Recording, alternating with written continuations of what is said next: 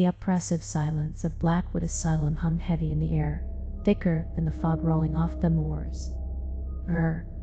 Alistair Reed, a young psychiatrist eager to prove himself, had taken a position at Blackwood despite its grim reputation. Locals whispered of dark experiments, unexplained deaths, and the lingering presence of its former patients, driven mad within its crumbling walls. Alistair arrived late October, the skeletal branches of ancient oaks clawing at the slate roof. The asylum was a Gothic monstrosity, all sharp angles and shadowed recesses. His predecessor, Dar Aldridge, had vanished without a trace months prior, adding another layer of unease to Alistair's already mounting apprehension. His first few days were uneventful, a monotonous cycle of patient evaluations and medication adjustments. The patients, a collection of broken souls, murmured of horrors Alistair dismissed as delusions. A frail old woman named Agnes claimed to see shadowy figures lurking in the corridors, whispering forgotten names. A younger man, Thomas, with eyes wide with terror, insisted the walls were breathing, and the doctors were all imposters. One evening, exploring the labyrinthine basement, Alistair stumbled upon a hidden room behind a crumbling brick wall. Inside, the air was thick with the stench of decay and formaldehyde. Rusty surgical instruments lay scattered on a stained operating table. Bound in leather journals detailed Dar Aldridge's increasingly disturbing experiments, methods aimed at excising the darkness from the human mind. The entries spoke of lobotomies performed without anesthesia, of psychic surgeries, and the terrifying consequences that followed. Aldridge had become obsessed, convinced he was unlocking a gateway to something malevolent. Alistair felt a chill crawl up his spine.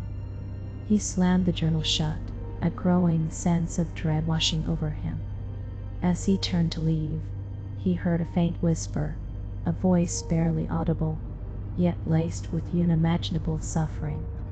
He dismissed it as his imagination, the product of the unsettling discoveries he had made. At night, sleep evaded him.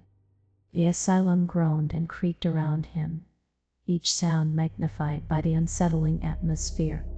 He kept hearing the whispers, growing louder, more insistent.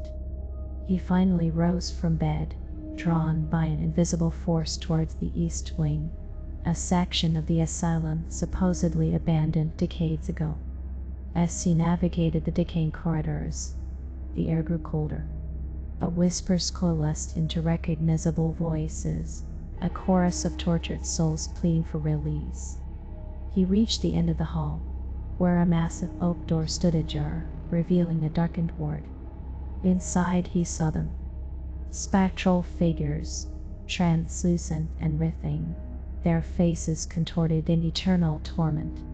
They reached out to him, their ethereal hands brushing against his skin, sending icy shivers down his spine. He recognized some of the faces, Agnes, Thomas, and others who had died mysteriously during Aldridge's tenure. Suddenly, a figure emerged from the shadows, a gaunt specter with hollow eyes and a cruel smile. It was Aldridge, or what remained of him, his soul twisted and corrupted by his dark experiments. He raised a blood-stained scalpel, his eyes burning with an unholy light.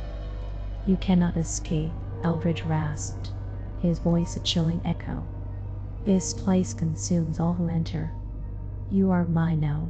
Alistair tried to run, but his legs felt like lead. The spectral patients closed in, their moans a deafening crescendo. Aldridge lunged, the scalpel aimed at Alistair's heart. He woke up screaming. He was back in his room, the morning sun casting long shadows across the floor. It had been a nightmare, a terrible dream, but as he looked down, he saw a faint red line on his chest, a phantom pain where the scalpel had struck. The whispers still echoed in his mind, and he knew with chilling certainty that he was not alone. He was trapped in Blackwood Asylum shadow, forever haunted by the sins of the past. The asylum continued its decay, now with Alistair as its warden, forever trapped, watching his patients, dead and alive. Sometimes, late at night, a new patient would hear a new, unearthly scream. They would not see Alistair, but they knew he was there. A new addition to the symphony of suffering within Blackwood Asylum.